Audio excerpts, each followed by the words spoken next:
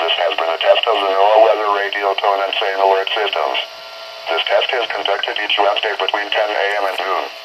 Specially programmed receivers are alerted for specific watches, warnings and advisories.